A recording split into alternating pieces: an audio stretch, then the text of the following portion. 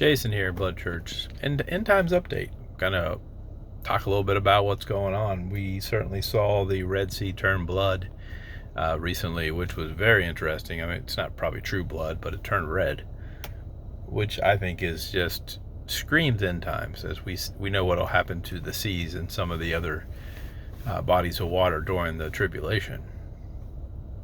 And other news that I think is important. We do see a lot of volcanic and action, as well as earthquakes throughout the world. It continues to be the growing pains that we know will lead up to, a more hostile planet, essentially. And the issues of the seals and the vials that will come.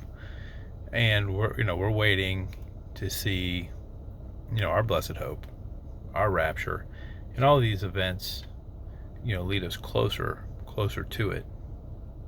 Definitely lead us closer to it. We certainly have seen recently an uptick in pressure against Israel to relinquish certain parts of the land that God gave to them. The Golan Heights is very controversially disputed, and in fact the United Nations is moving towards a resolution to make Israel push back from the Golan Heights to a certain parallel point, which would basically give up the Golan Heights. I'm sure that some sort of resolution would come shortly in that regard. Of course, it doesn't mean Israel will follow it, but again, it's just another example of the world and its push to surround and to conquer, and as the Gentiles will get control of Israel. Of course, we know during the tribulation, once the peace plan is taken and the peace plan is then broken, the peace plan will be taken by the Jews in the midway point, about 42 months or in, well, maybe a little bit shortened, but essentially the Antichrist will then and the man of sin will come into the Antichrist and break that covenant, and a lot of Jews will be killed, and the Gentiles will rule Israel. And all these things scream of that. Now, a lot of people will claim that the surrounding of Israel will scream to Ezekiel 37, 38. I'm here to or 38, 39, excuse me. I'm here to tell you that's not the case. I have videos on that. Those wars will happen. One is the Battle of Armageddon. That's Revelation 38 and 39, and it goes with Revelation 19. And then the other one, which is Revelation 20, which is when Satan is loosed.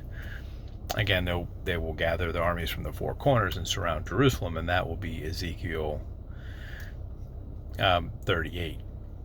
So two different wars there in Ezekiel, and none of which happened before the rapture or the tribulation even begins. Once, at the end of the tribulation, and one's 1,000 years later from about that point. So, when you hear those, don't realize that those wars aren't going to happen until much later. But there could be certainly Damascus could get destroyed before the rapture or tribulation, and there certainly could be other conflicts and wars, as well as we see. Certainly the world is moving towards a one world religion and new world order system, if not already in it today.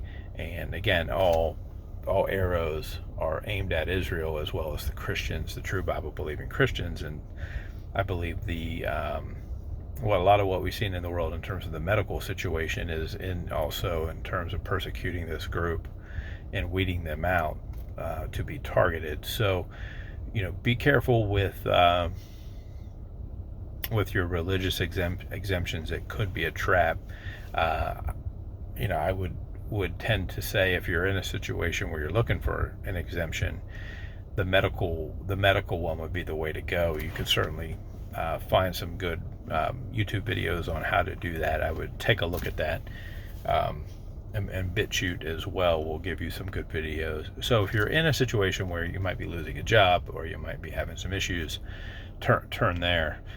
We're in the last days, my friends. Stay strong. God bless. The Lord will be with you. put on your armor, put on your belt of truth, put on your sword, read the Bible, pray to God and ask and you shall receive. You are children of the Most High. We are sons of God, and we are a royal priesthood and heirs of the Lord Jesus Christ and what's to come in the soon rapture of the church. God bless, and have a great day.